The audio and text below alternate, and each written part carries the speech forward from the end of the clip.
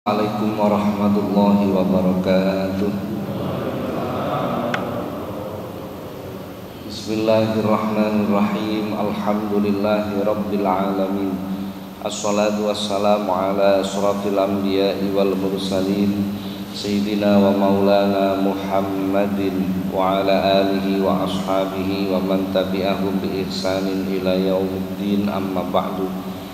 Ila hadratin nabiyil mustafa Muhammadin sallallahu alaihi wasallam wa alihi wa ashabihi wa dhurriyyatihi al-kiram wa ila jami'i baqiyatis sahabati wat tabi'in wa syuhada'i was salihin wal ulama'il 'amilin wa musannifin wa mu'allifin wa jami'il malaikatil muqarrabin wa sadatina sufiyatil muhabbibin khususan ila sultanil awliya asy-syaikh Muhyiddin Abdul Qadiril Jilani wasairil awliyaillah wal awliya tis'ah wa ummatina wa abaina wa ajdadina wa jaddatina wa masayikhina wa asadidina wa muallimina wa dawil huquqil wajibati alaina wa alal hadirina bi majlisina hadha khususan ila man fataha hadhil qaryah wa khususan ila muallif hadzal kitab asy-syaikh al-imam Jalaluddin bin Kamaluddin As-Suyuti radhiyallahu anhum sayulillahi lahumul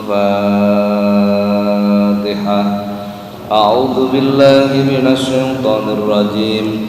Bismillahirrahmanirrahim. Alhamdulillahi rabbil alamin. Arrahmanir rahim. Maliki yaumiddin. Iyyaka na'budu wa iyyaka nasta'in ihdinas siratal mustaqim siratal ladzina an'amta 'alaihim ghairil maghdubi 'alaihim waladdallin. Amin.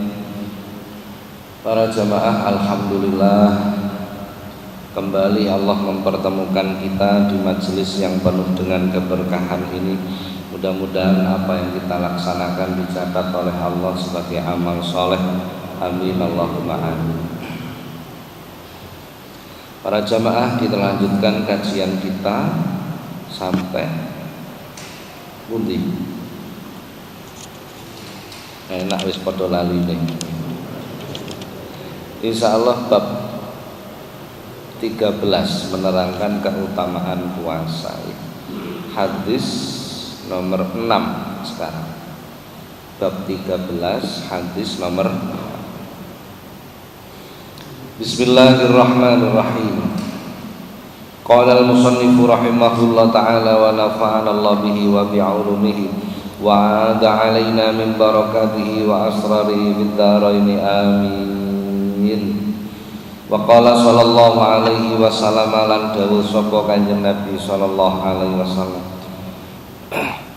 lau adzinallah, lamun paring izin sapa Allah Gusti Allah taala, lis samawati marang pira-pira langit wal ardi lan bumi, anta takalama ing yen to guneman sapa karune, laqala yakti bakal ngucap kelurun. Ngucap apa? Busra, kebungahan liman keduwe wong soma kang poso ya man Ramadhana ing sasi Ramadan bil jannati kelawan swarga. Hadisnya pendek. Rasulullah menyampaikan, seandainya saja Allah itu memperkenankan langit dan bumi untuk bisa ngomong, laqolata menggunakan lam takkid dalam ilmu nahwu, maka pasti langit dan bumi itu akan mengatakan busra liman shoma ramadhana bil jannah. Sungguh beruntung, sungguh berbahagia bagi orang-orang yang berpuasa di bulan Ramadan dengan kebahagiaan dimasukkan ke dalam surganya Allah. Jadi umpama langit bumi niku oleh ngomong nggih ngomong ngoten. Kok ana wong niku gelem poso nalikane wulan Ramadan, maka akan diberi kabar gembira, akan dimasukkan surganya Allah. Ini menunjukkan puasa itu ibadah yang luar biasa. Dalam hadis yang lain Rasulullah menyampaikan, man fariha bidukhuli Ramadan haramallahu jasadahu ala niran. Barang siapa yang bergembira dengan datangnya bulan Ramadan, maka jasadnya ini diharamkan masuk neraka. Ketemu bulan Ramadan tok, ketemu itu sawalan. Orang seperti ini tubuhnya tidak boleh masuk neraka. Coba bayangkan. Kira-kira jenengan ketemu Ramadan seneng apa susah? Iya, yang tahu dirinya sendirilah. Nah, ditakoni kuwabe wong Islam jawabe padha, mesti ngomong seneng, nggih. Tapi yang tahu diri kita sendiri. Yang tahu diri kita sendiri. Makanya adat itu bisa menjadi sebuah ketetapan hukum. Kaidah fikih itu, al-adatul muhakkamah illam tukhalifu syar'i. Adat itu bisa menjadi hukum selama tidak berlawanan dengan syariat.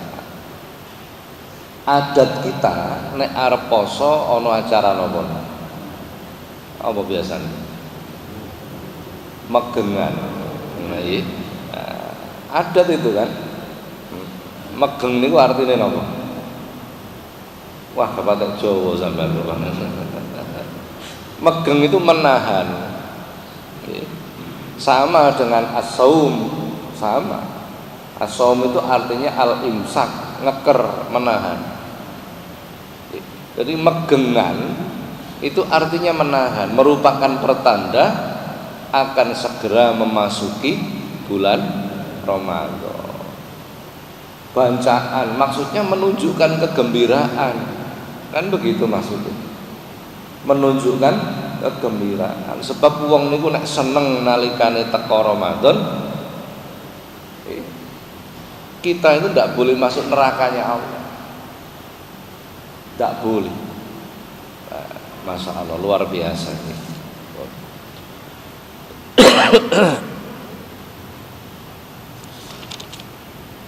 Dalam Al-Quranul Karim Allah Subhanahu wa ta'ala berfirman, Syahrul Ramadan alladzi unzila fihi al-Qur'an hudal linnasi wa bayyinatin minal huda wal furqan. Dalam bulan Ramadan itu diturunkan Al-Qur'an. Dalam bulan Ramadan diturunkan Al-Qur'an. Lho niki piye, Pak? Sanjange Quran itu diturunkan selama 22 tahun 2 bulan. Terus dianggap 23 tahun ngoten mawon lah nggih. Kok terus dalam ayat ini disebut Al-Qur'an itu diturunkan di bulan Ramadan? Ngeten penjelasan. Al-Qur'an itu diturunkan secara berangsur-angsur kepada Rasulullah secara 23 tahun, selama 23 tahun. Disesuaikan dengan sebab-sebab turunnya, keadaannya, kejadiannya dan lain sebagainya. Niki lafdiyah. Adapun Quran secara ijmal, secara nilai itu diturunkan di bulan Ramadan. Nilai-nilai Al-Quran. Apakah zaman Rasulullah saja? Betul. Terus sampai hari kiamat. Qala Asy-Syaikh Abi Madyan fil Hikam. Syekh Imam Abu Madyan di dalam kitabnya namanya Al-Hikam. Jadi Hikam itu ada 3. Jadi kitab yang judulnya Hikam itu ada 3. Yang paling lama itu karya Imam Abu Madyan, namanya kitab Al-Hikam Al-Ghausiyah. Kira-kira 400 tahun setelah itu Syekh Ibnu Athaillah menulis kitab judulnya juga sama, Al-Hikam. 200 tahun setelah itu Al-Habib Abdullah bin Alwi Al-Haddad menulis kitab judulnya juga Al-Hikam. Jadi hikam itu banyak. Syekh Imam Abu Madyan dalam kitab Hikam itu menerangkan Al-Qur'anu nazzala wa tanazzala. Al-Qur'an itu telah turun dan akan selalu diturunkan. Selalu. Jadi setiap bulan Ramadan itu nilai-nilai Al-Qur'an diturunkan kepada kita. Fungsi Al-Qur'an diturunkan kepada kita secara ijmal. Ijmal itu global. Para jamaah, dalam kitab diterangkan suhufnya Nabi Ibrahim itu diturunkan oleh Allah tanggal 1 bulan Ramadan. 700 tahun kemudian kitab Taurat diturunkan pada tanggal 2 Ramadan. 500 tahun kemudian kitab Zabur diturunkan pada tanggal 12 Ramadan. 1200 tahun kemudian kitab Injil diturunkan pada tanggal 18 Ramadan. 620 tahun kemudian Al-Quran diturunkan pada tanggal 24 Ramadan. Zaman Rasulullah, zaman Rasul. Semua baik itu kitab Taurat, Zabur, Injil, Al-Quran diturunkan di bulan Ramadan. Suhuf itu lembaran, lampiran. Bukan berbentuk kitab tetapi berbentuk lampiran. Suhufnya Nabi Ibrahim, suhufnya Nabi Musa, suhufnya Nabi Idris itu semua diturunkan di bulan Ramadan. Semua. Lah, maka makna yang tersirat di dalam peristiwa ini, semua wahyu itu diturunkan oleh Allah di bulan Ramadan. Semua. Nah, kemudian kita kaji kenapa kok di bulan Ramadan. Berarti Ramadan itu mulai zaman dulu sudah ada. Sebelum zaman Rasulullah, bulan Ramadan itu telah ada. Makanya dalam Al-Quran disebut Syahrul Ramadan alladzi ya napa niku kutiba alaikumusyamu kama kutiba alal ladzina min qablikum. Diwajibkan atas kalian berpuasa sebagaimana umat-umat sebelum kalian. Jadi umat-umat sebelum kita, sebelum umat Rasulullah niku nek ketemu bulan Ramadan nggih diperintah poso padha. Setiap Ramadan dikengken poso. Kenapa? Supaya hati kita mudah menerima Al-Quran. Kan begitu maksudnya. Semua kitab, semua suhuf turunnya bulan Ramadan. Karena pada bulan itu manusia membersihkan jiwa dengan berpuasa. Mengko nek atine wis bersih, atine wis siap untuk menerima al-huda. Salah satu fungsi Al-Quran itu kan huda, petunjuk. Maka akan masuklah huda itu ke dalam hati kita. Jadi nek ana wong kok ngomong durung oleh petunjuk, ya keliru. Petunjuk itu telah diberikan. Apa? Al-Quran itu. Panjenengan nek maos Quran, insyaallah seringlah krungu kalimat ini. Dzalikal kitabul la raiba fihi hudan lil muttaqin. Quran itu menjadi petunjuk. Berarti kalau jenengan wis oleh petunjuk napa dereng? Sudah berupa Al-Qur'an. Tetapi apakah Al-Qur'an itu masuk ke dalam hati kita? Lah itu problem. Jadi Quran itu telah diberi, tinggal kita mengambil untuk dimasukkan ke dalam hati. Ibarat panjenengan disuguhi daharan soto,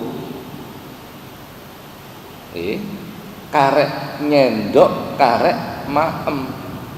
Mosok sik njaluk didulang barang kan repot nggih. Wong dudu bocah cilik kan ngoten ta.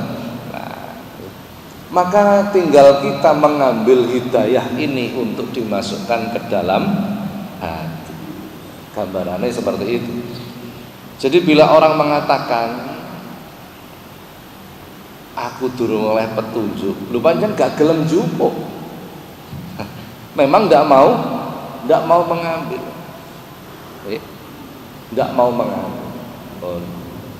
Lah yang jadi masalah poso wis dilakoni.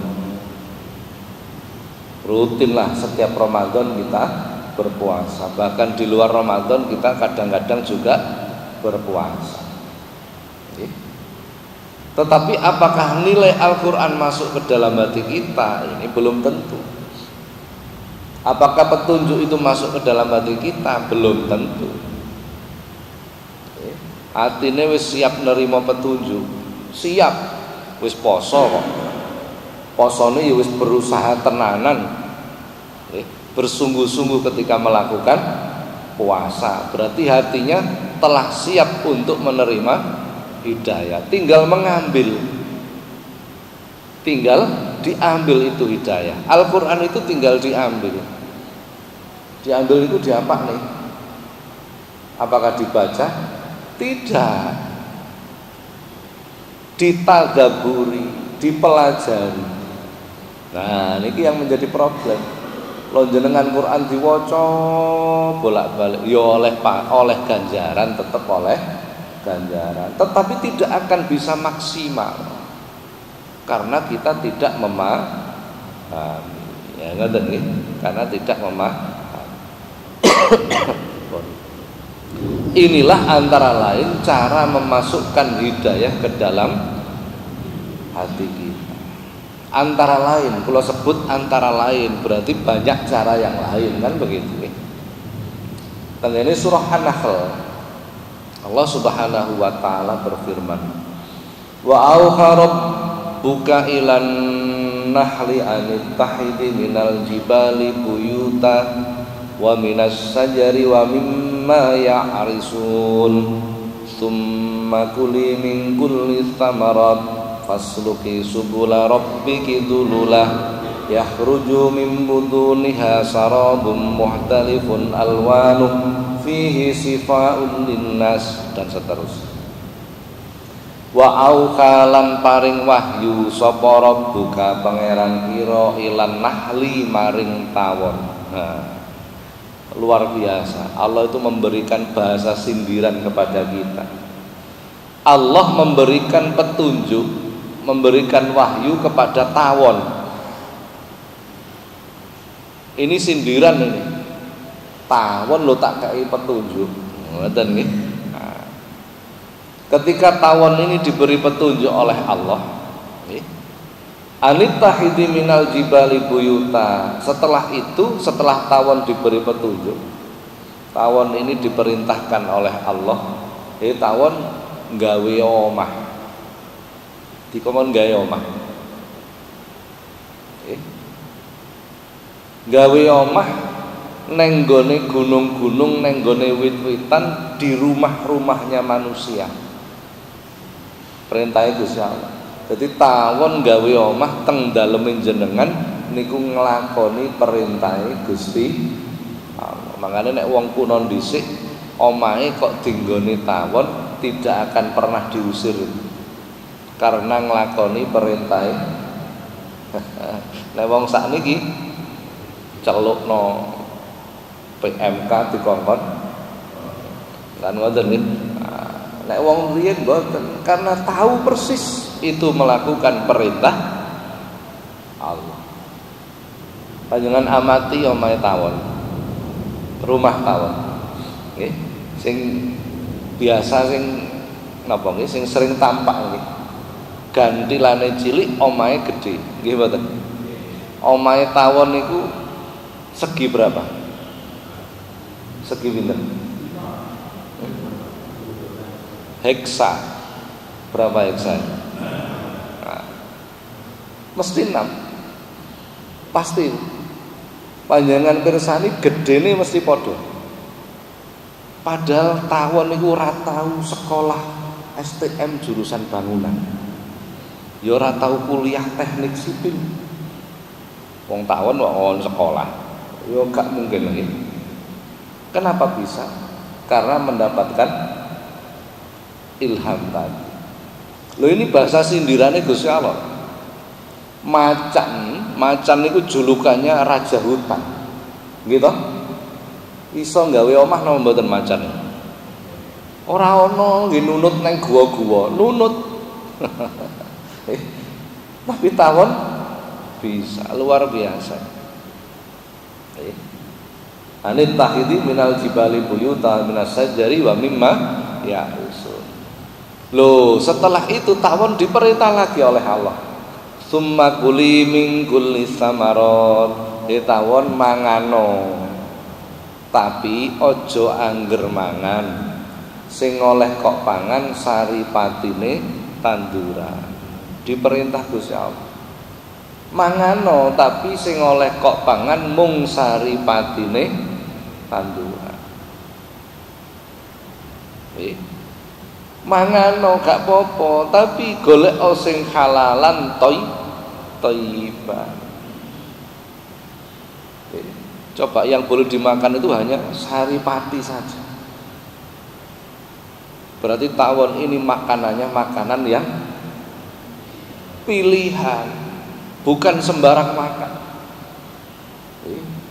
Coba umpama tawon ini gak oleh ilham, gak oleh petunjuk, ndak mungkin bisa.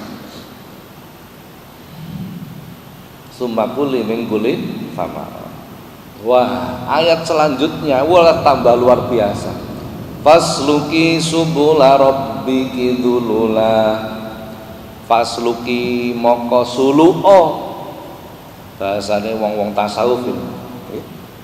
Orang itu kalau sudah masuk dunia tasawuf dia sering melakukan suluk. Apa suluk itu? Nah, dalam hadis Rasulullah mengatakan begini. Man salaka tariqan yaltamisu fihi ilman sahalallahu lahu tariqan ilal jannah. Man salaka itu suluk tadi.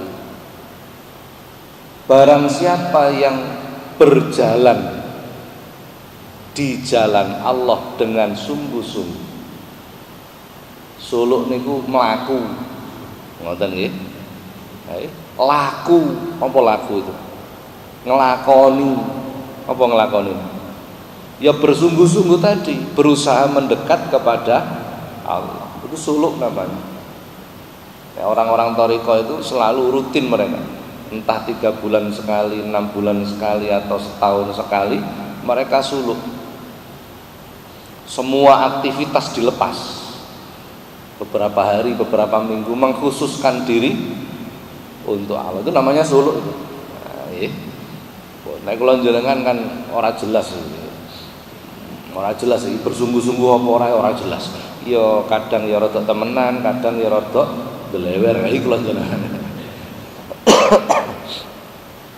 Fasluki subula rabbiki dzulula. Tawon berjalanlah di jalan Allah dengan mudah. Panjenengan nek pirsani tawon niku mlaku napa mabur? Mabur. Tapi tenggene Quran fasluki berjalanlah. Aneh kalimat. Artinya napa? Tawon niki wau dikongkon tirakat karo Gusti Allah. Fasluki subula rabbiki dzulula. Berjalanlah di jalan Allah dengan mudah. Dikongkon tirakat tawon. Anggale jenengan mesti gak tahu tumon, tawon kok wetenge gede. Tahu tumon? Ndak ada. Tirakat kabeh. Sapa sing wetenge gede? Sapa sing wetenge gede? Sampeyan kok gak ngaku ngono. Iki kula sampeyan iki sing wetenge gede-gede. Kan ngoten nggih. Selalu mengkondisikan dirinya tirakat. Tirakat itu bahasa Jawa. Asalnya bahasa Arab tarkun. Apa tarkun itu? Meninggalkan apa-apa yang dibenci oleh Allah. kesenangan nafsu ditinggalkan. Jadi tawon niku oleh petunjuk akhirnya iso mbangun omah. Oleh mangan tapi sing dipangan apa? Pilihan. Tidak hanya halal tapi thayyiban. Sing nomor 3 tawon niku tirakat. Poso sampai wetenge niku padha cilik kabeh. Untuk mendekatkan diri kepada Allah. Ketika 3 hal ini didapatkan oleh tawon, yahruju min butuniha sarabun muhtalifun alwanu, yahruju metu min butuniha saka wetenge tawon.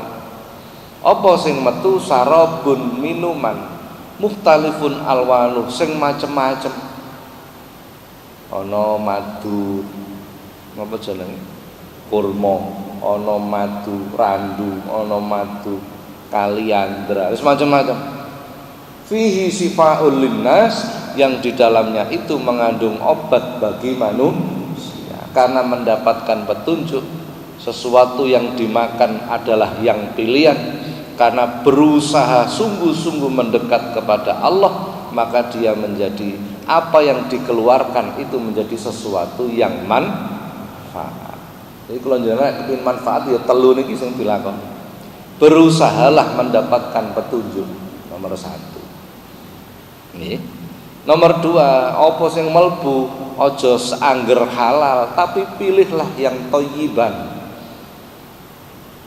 Golek sing halal bae angel apa meneh sing thayyiban.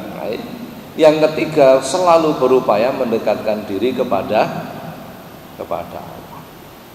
Nah, pun jadilah orang berpuasa niku masuk kategori yang ketiga tadi, mendekatkan diri kepada Allah. Para jamaah,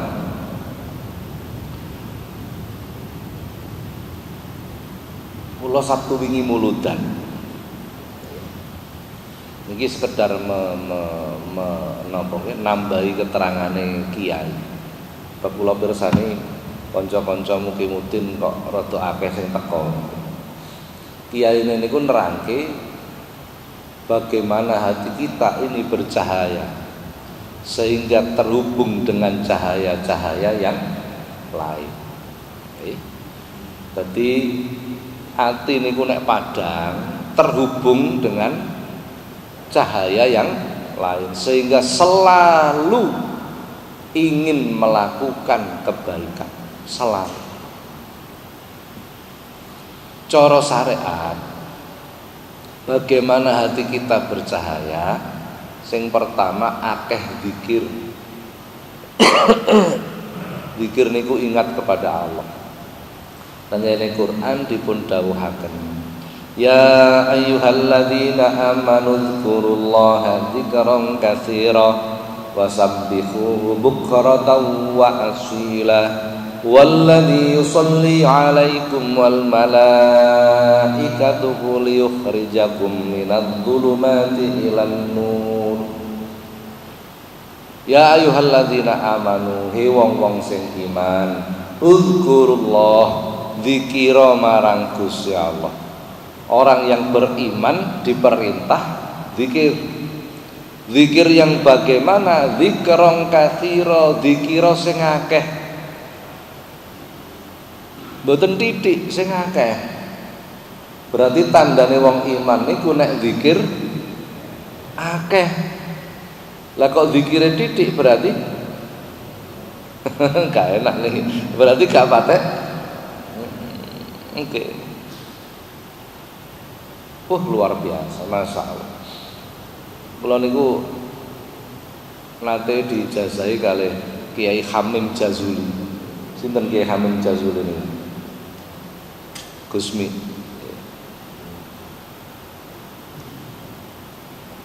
Tahun pinten ya? Tahun 90-an kan ya. Wekdal niku kula badhe budal haji. Kula nyuwun donga supaya diparingi lancar, sehat, selamat, mabrur. Gusmi niku matur ngoten. Haji mabrur iku kaya-kaya wong buang jarum ning segara terus digoleki. Angel lho mboten. Buak dom ning segara terus digoleki. Kula mboten wani muni, meneng wae. Di akhire muni-muni dhewe. Nek kok goleki tiwas kesel, urung ketemu dome wis kematen, slulup malah nggih. Ya carane golek magnet sing gedhe supaya dome katut munggah. Niku gambaran haji mabrur itu seperti itu. Sulit sekali. Betul. Padha umrah sing mabrur nggih padha wangele kaya. Apa magnet sing gedhe iku maca selawat. Wis maca selawat nang makame Kanjeng Nabi nang Madinah. Ora usah akeh-akeh, wacan ping 300.000 wae. Pinten? Nggih, kula langsung deg ngono wae.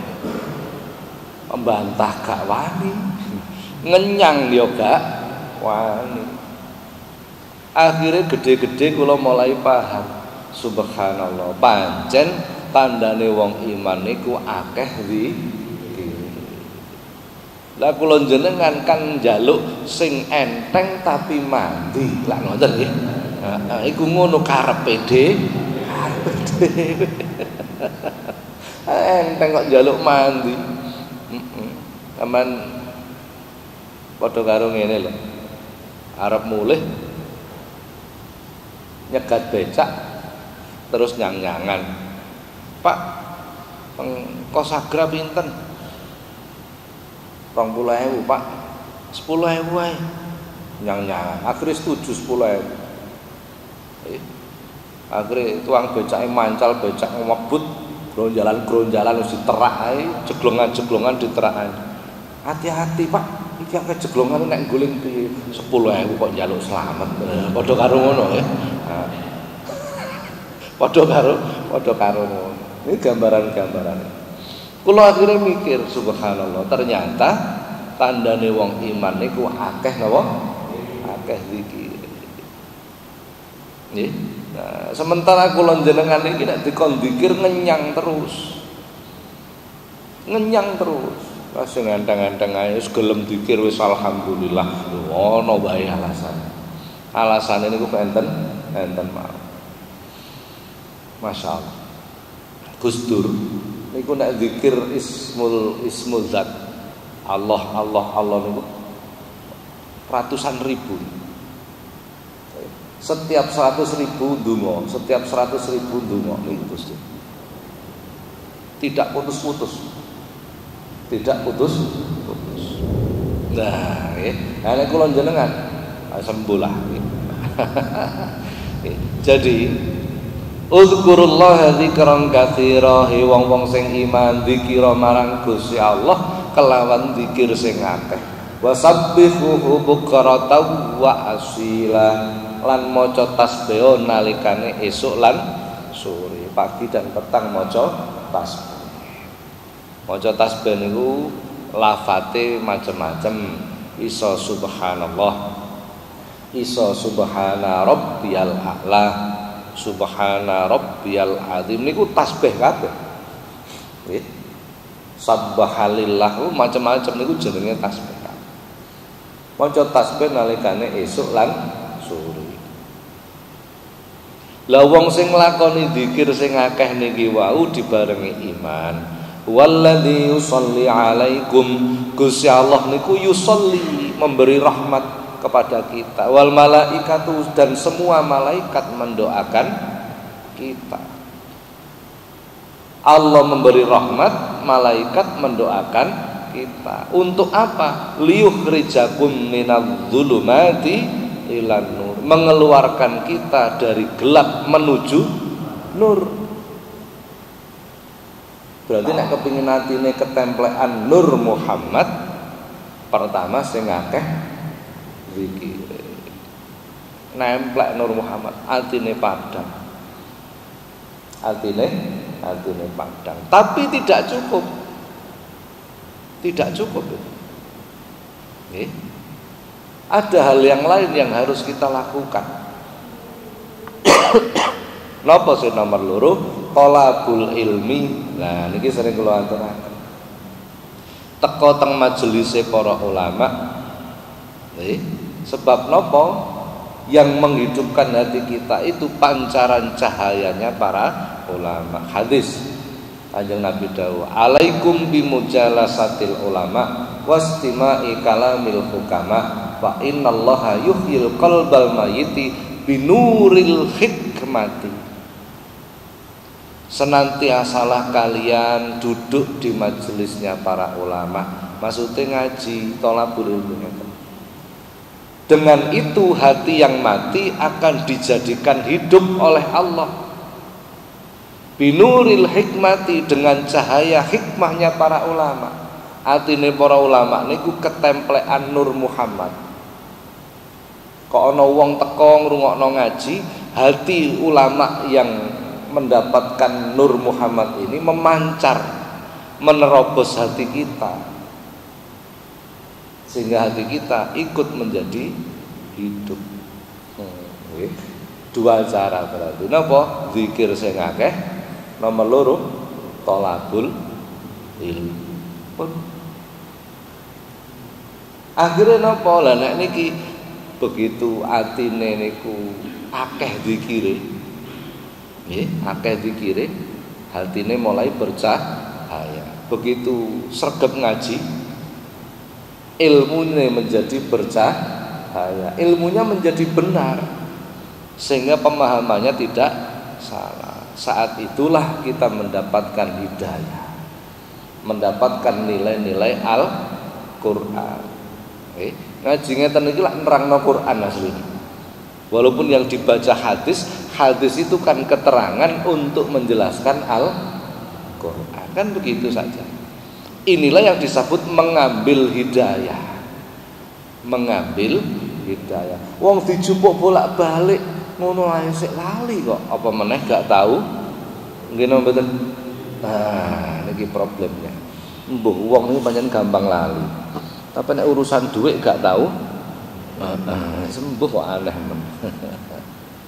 Pun. Faqala sallallahu alaihi wasallam lan dawuh Kanjeng Nabi sallallahu alaihi wasallam, asyamu tawi poso iku junatun dadi tameng minanari saka geni neraka, kajunati ahadikum kaya tameng salah siji ro kabeh minal kitali saking peperangan. Puasa itu ibarat perisai dari api neraka. Seperti perisai ketika kita berperang dengan orang lain. Di kula jenengan iki disebut nek gelem nglakoni poso itu mendapatkan perisai dari api neraka. Terselamatkan dari neraka. Napa kok ngoten? Wong poso niku mujahadatun nafsi, memerangi nafsu. Apa ditani wong poso niku apa-apa dadi males. Keinginan nafsunya itu menjadi terkendali. Durung mesti Pak, enten wong poso niku malah gampang ngentitan lho, soalnya posone sedina. Coba nek sak wulan, terus gak kudu apa-apa. Nggih napa mboten? Kalau zaman teng pondok riyen karo kiai kula niku dikongkon ndawut 2 tahun. Semerap ndawut nggih. Sedina poso, sedina mboten, sedina poso, sedina mboten. Awale nggih abot. Seminggu, 2 minggu, sak wulan, 2 wulan niku abot. Sedina poso, sedina ora, sedina. Suwi-suwi gak doyan mangan. Wis mboten, keinginan makan itu seolah-olah hilang. Jadi napa nggih? Sedina poso, sedina enggak, nalikane poso angen-angen buka. Kan ngoten biasane. Ngene iki weteng luwe mangan ngene enak. Sesuk gak poso, mben poso meneh. Suwi-suwi niku keinginan makan hilang. Hilang sudah. Jadi syahwatut ta'am, keinginan untuk makan itu menjadi subhanallah, luar biasa. Nah, itu keutamaan puasa. Begitu kula wis gede kula wis mulang, teng dalem pun mulang. Wis ana santrine, santri kula niku malah hebat-hebat. Ana sing poso Daud niku wis 8 tahun. Ana sing 6 tahun. Ana sing 18 tahun. Mboten larang. Kecuali hari-hari yang dilarang oleh masalah. Ini puasa itu seperti pun para jamaah sampai berkirim keterangan tentang keutamaan puasa. Monggo barangkali ada pertanyaan dipersilahkan. Assalamualaikum.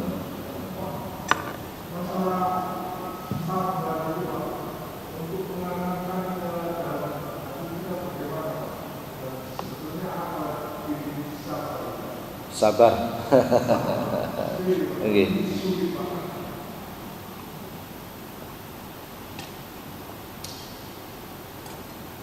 Dalam hadis Rasulullah menyampaikan, al-imanu nisfani fanisfun fis sabri wa nisfun fis sukri. Iman itu berdiri pada 2 kaki. Iman itu cabangnya 73. Jadi kalau iman itu disebut sempurna ketika 73 cabang iman ini berada pada diri kita, itu disebut sempurna. Dari 73 cabang iman ini berdiri pada 2 kaki. Satu namanya syukur, yang kedua namanya sabar. Jadi ibarat ini ibarat saja ya. Jadi cabang besarnya iman itu ya 2 ini, sabar dan syukur. Maka keduanya ini hal yang paling berat. Keduanya ini hal yang paling berat. Apakah orang sabar itu ada batasnya? Tidak ada. Sing muni ngono sampean takoni. Dan terus batasnya sabar teng pundi Pak? Engko lak bingung. Malah iso ngamuk tambah kan ngoten nggih. Nggih. Lah orang mengatakan seperti itu sebenarnya kan wis gak sabar meneh gitu loh, karena artinya kan begitu nggih. Jadi sabar itu adalah menahan diri dari sesuatu yang tercela menurut syariat. Itu definisi paling mudah dari sabar. Definisi paling mudah dari sabar. Memang ngeten. Kalau kita sudah membahas tentang sabar, syukur, ikhlas, tawakal, tawadhu, tahammul, ridho, qanaah, itu berarti kita membahas tentang tasawuf. Lah saya kan tidak di bidang itu, maksudnya bab yang saya kaji kan tidak ke arah situ. Itu memang berat. Jadi yang paling mudah, apa yang harus kita lakukan untuk bersabar? Yang pertama, tarkus sikayah, ojo sambatan. Ini kita belajar dulu. Jangan pernah mengeluh. Mengeluh jangan, apalagi laum. Apa laum itu? Laum itu mencela. Mengeluh saja jangan, apalagi mencela. Ini pertama yang kita lakukan ini dulu. Jadi orang sabar itu komponennya banyak, tapi dasarnya itu tarkus sikayah, tidak mengeluh. Diperintah Gusti Allah poso, lakukan poso. Diperintah Gusti Allah salat 5 waktu, lakukan salat 5 waktu. Diperintah Gusti Allah apik karo tangga, lakukan. Tangga kula lho Pak mau wegelno ati. Mosok ngoten nggih diapiki. Senajan abot lakon. Jangan mengeluh. Apik karo dulur. Perintah kan itu? Apik karo dulur. Dulur kula lho Pak, senengane mbujuki kula mawon. Walaupun senengane mbujuki kula jenengan, tetep perintah Gusti Allah ngapiki dulur. Lah ini yang bikin berat. Ini yang bikin berat. Nek cara wong tasawuf ngeten. Apabila hati kita itu sakit ketika orang lain menghina kita, menipu kita, maka sebenarnya di dalam hati kita itu masih terdapat penyakit namanya riya. Padahal riya itu syirik yang samar. Syirik yang samar. Melakukan sesuatu tetapi inginnya diperhatikan orang lain. Tapi nek kula jenengan dilokno wong, difitnah wong, dibujuki wong, atine gak lara, berarti itu tanda-tanda ikhlas karena Allah. Kula jenengan diperintah apik karo tangga niki lho senengane ngelokno jenengan, tapi jenengan tetap apik mawon. Berarti itu tanda orang ikhlas. Tidak ada riak di dalam hatinya. Abot no mboten. Ya pol, lah ngoten ya. Enemen abot, masalah. Jadi tidak ada keinginan apapun, keinginannya hanya melakukan perintah Allah. Lah ini kalau tidak dibarengi dengan sabar ndak bisa. Panjenengan dilok-lokno wong, difitnah wong, ya mangkel lho sing metu kan ngoten nggih. Nek mangkel itu berarti kan sebaliknya, kita ingin dipuji orang. Nggih. Jadi wong-wong sing hatinya itu sudah mencapai pada makom zuhud, dipuji dengan dihina tidak ada bedanya. Tidak ada bedanya. Itu orang yang zuhud itu. Masya Allah. Aduh banget awake dhewe ini.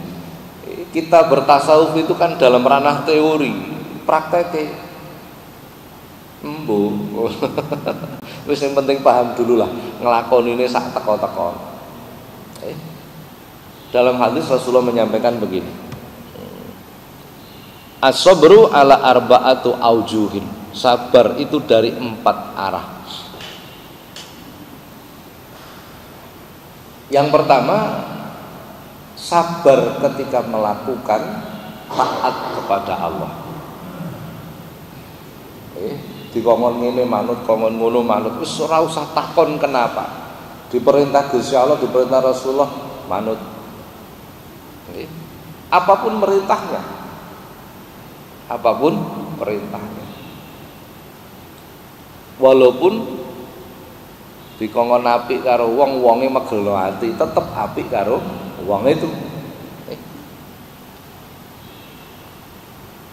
Yang kedua, as-sabru 'alal faraid, sabar ketika melakukan sesuatu yang difardukan. Apa yang menjadi kewajiban kita lakukan dengan kesabaran. Salat ya sing sabar. Diperintah salat itu dalam Al-Qur'an, aqimis sholata lidzikri, dirikanlah salat untuk zikir, untuk ingat kepada Allah. Ya sing sabar. Riyen teng tambak beras niku ana wong jadab namine Gus Kubi. Gus Kubi itu mulai kecil wis jadab. Jadab niku khariqul adah, nyeleneh. Mulai kecil tapi mulai kecil. Ana teng Sidoarjo niku ana makame Gus Ud Padurwajon. Terkenal itu beliau seorang wali. Suatu ketika Gus Ud ketambak beras, Gus Kubi masih kecil, masih belum balik. Gus Ud niku ndelok Gus Kubi niku diidoni. Cuk, iki wali gede. Padahal Gus Ud niku wis sepuh. Gus Kubi niku sik bocah. Gus Kubi nguwatek ganti ngidoni Gus Ud. Suh, iki sing wali gede, padha idon-idonan. Suatu ketika Gus Kubi niku nggawa sapi. Sapi dilebokno masjid, dicencang teng jero masjid. Kiai-kiai sepuh ora ana sing wani negur. Sampai bapake dhewe ra wani negur. Panjenengan Gus Kubi mulai cilik niku wis aneh. Di masjid pondok niku dileboni sapi dicencang nang jero. 3 dina. 3 dina. Subhanallah. Sapi 3 dina dicencang nang jero masjid iku nun sewu. Ya gak nguyuh gak ngising. Lha ampun lah. Begitu wis mari 3 dina terus dicopot ditokne meleh. Karo paman-pamane Gus Rubin niku ditegur. "Hub, sapi kok lebone masjid iku piye to karepmu?" Anu man. Lah wong-wong salat iku padha eling sapine, timbangane eling sapine tak gawe nang jero masjid ta.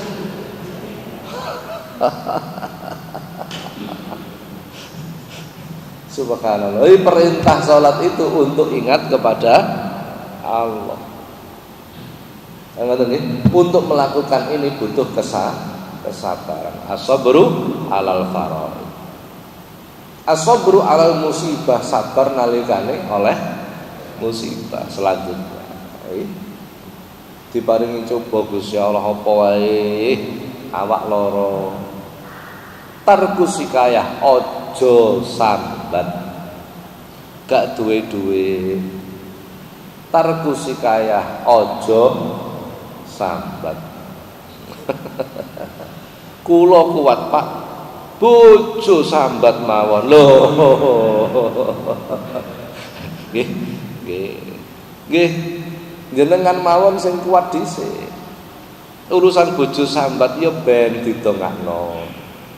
Ora usah dipaidu. Awakmu gak eling ngajine wingi, Pak. Gak oleh sambat.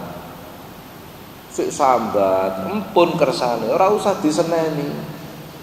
Ora usah nek diseneni ku awake dhewe katut dadi mboten sabar. Ngoten. Pun. Sing nomor selanjutnya as-sabru 'alal faqri, sabar nalikane butuh. Niki pol angele. Wong lara butuh waras. Wong butuh iku tidak tahu diri. Wong niku nek nemen butuhe tambah nemen butuhe tambah tidak tahu diri. Rata-rata ngoten. Masya Allah. Kula sering niku jam 2 bengi, jam 1 bengi ditelepon wong, apa njaluk tulung. Pak niki penting, niki darurat. Butuh toh? Akhirnya orang butuh itu semakin tinggi kebutuhannya, semakin tidak tahu diri. Ono to jam 2 bengi telepon wong, jam 1 bengi tidak tahu diri. Karena merasa dirinya butuh. Niki penting, Pak. Ya penting menurutmu. Nggih mboten. Lah, orang seperti ini biasanya keluar batas. Ora iso sabar. Gitu. Wong lara nemen niku butuhe napa? Waras. Begitu butuh waras tambah nemen butuhe sampean diteni. Engko lak tambah ngawur. Gitu. Diceritane wong, Pak, ngombe uyuhe unta iku kena digawe tombo. Akhire uyuhe unta subhanallah. Uyuh niku barang najis napa mboten? Barang-barang sing keluar batas akhirnya dilakon. Belum kayak kula nek teng Saudi niku kan ana acara city tour nggih. Antara lain ke peternakan onta. Wong-wong iku lonculne wae. Teng peternakan onta niku teng meja niku ana botol siji warna putih, siji warna kuning. Tak jarno ae wong-wong. Akhirnya takon, Pak niku napa susune unta? Kowe kepengin tuku to? Tuku. Sing sebelah napa? Iku ngono uyuhe unta. Lah kok jejer? Ya ngono iku wong Arab. Dadi gak kabeh wong Arab iku paham barang najis karo barang ora. Lah dodol barang najis niku halal napa haram? Kan wonten nggih.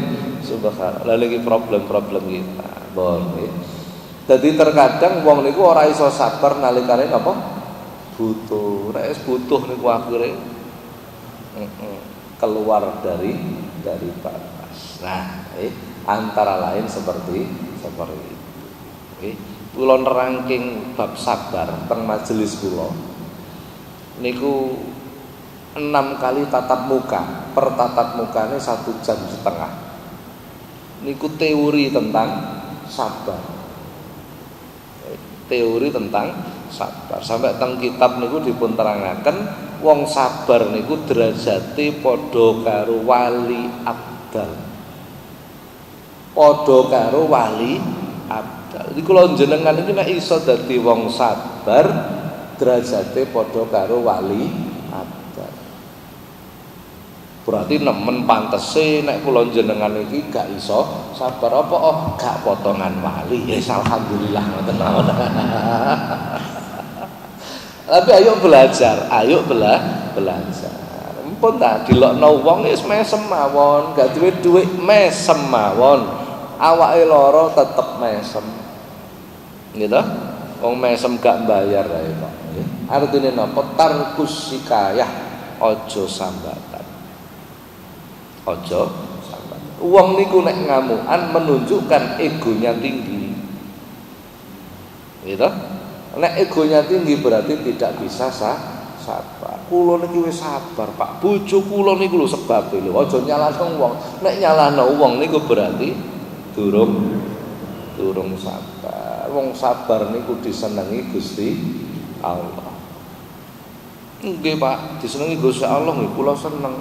Tapi nek gak duwe dhuwit ya nemen gak enak. Ya kasepken dhisik, gak duwe dhuwit niku gak enak. Jadi gambarannya ngoten nggih. Saya tidak bisa menjelaskan sabar secara panjang lebar karena butuh waktu sendiri menerangkan tentang itu. Pun para jamaah berhubung udane pun terang. Ngaten mawon dengan saged kula aturaken nggih. Mugi-mugi manfaat. Al-Fatihah.